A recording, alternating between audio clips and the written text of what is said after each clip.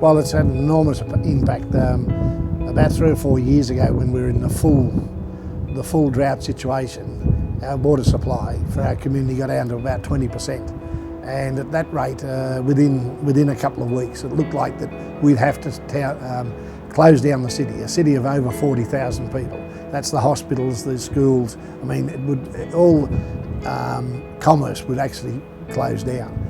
And that's not a situation where we'd ever looked at before. Orange and this region is classed as really drought proof. And we've got a situation we'd be the last area to go into drought in Australia and the first to come out. However, 5 years ago, that was not the situation. We were the worst area in New South Wales, and we had to make a decision. And so now everybody is very, very concerned and very, very, I think, responsible. Like, we did all the good things in regards to saving water in your showers, your toilets, all that, the water saving devices. That's still happening. However, we had to get another water supply, and we came up with a pipeline to the Macquarie. Now, it took a number of years to build. It took a couple of years to get it through the system. It'll be open shortly, but it was to try and give us sustainable water into the future, because our community just realised, and all communities should realise, that you can't do anything without water.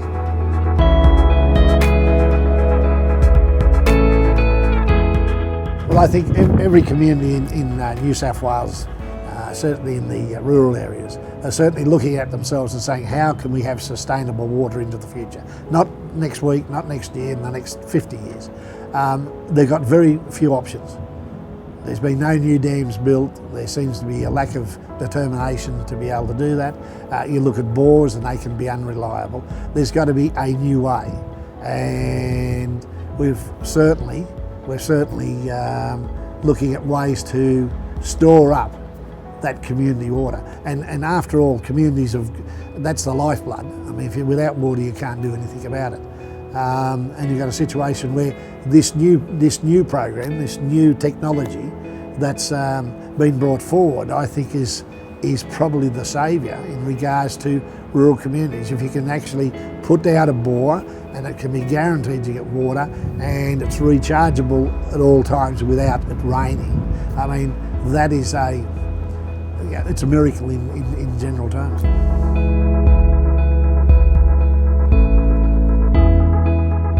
Well, in the Orange City situation, we have put a pipeline in. We've made sure that we have the best usage of our current water. However, we wouldn't have had to put the pipeline in if there would have been an option. And I have no doubt with this new technology that we would have been able to do a sustainable water into the future without putting a pipeline in. Now, in saying that, you can only do at the time what's available. So I think from our point of view, our council, with our pipeline, we're having we're the leaders in stormwater harvesting, which in itself is a great feature. In fact, we're recognised in New South Wales, in Australia and even overseas as the leader in stormwater harvesting. However, the restrictions are enormously restrictive in regards to us being able to use it. For example, our dam with our water supply is going to be less than 50% before we can actually save water through the stormwater system, which is totally irrational. It just does not make sense. So, when you've got your hands tied behind your back with water harvesting, the pipeline will be fine, but it'll be subject to a certain flow in the Macquarie. We only pump naturally enough when there's good flows in the Macquarie, which would be storm events. And we're quite happy with that. That'll give us sustainable water. However, it would be a lot better if we had a situation where we had a bore system or a number of bores that were on ready, 100% of the time, 24 hours a day.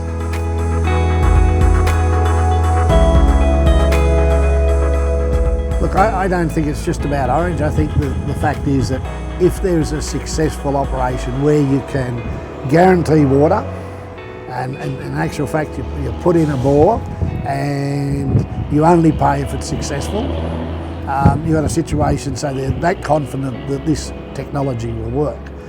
The fact is that it is not in competition with the normal water harvesting in bores, which is another first. And you've got a situation where if it'll operate in all conditions throughout Australia. I mean, it's got to be, well, it's groundbreaking. It's something that Australia probably, it'll be a new frontier in regards to having sustainable water. And it would be unbelievably good for bigger areas and also for bigger operations, whether they be grazing, whether they be big farms and stations. But imagine just how successful it could be for a small community. A small community with 200 or 300 people. I mean, the fact is that if you've got secure water, and I mean everybody is looking for secure water, and the worst part about the current system is they're competing for the same water.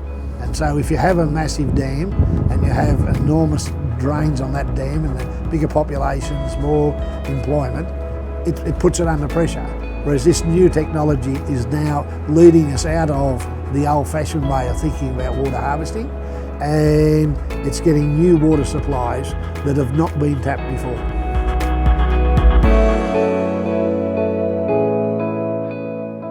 Well, I've been in the local government for about 30 years, in Blaney and in Orange now, and I certainly, my vision was to make sure that the Central West, so that's from Lithgow to Grenfell to Burke, basically Cobar, over into the Mudgee area, to make us as much drought-proofed as we could.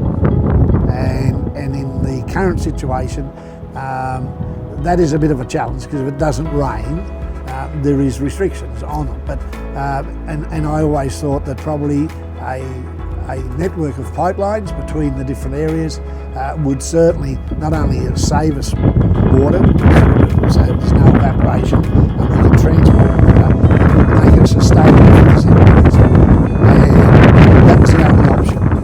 And it's been very hard. We're now in a position where a lot of the councils are looking at that.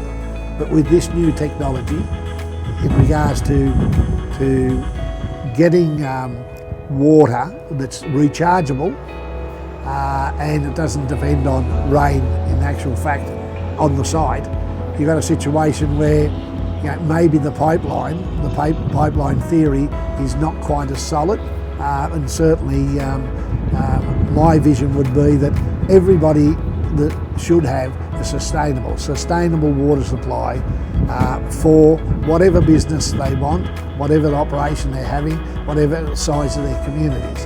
And it doesn't matter whether you're really on a river or you're 300 kilometres into the outback or into a more isolated area. The fact is, in this day and age, if the technology is there to have the water, we should, or to make sure we have a supply of water, I believe that that's a godsend basically, and this is a great thing for Australia at the present time.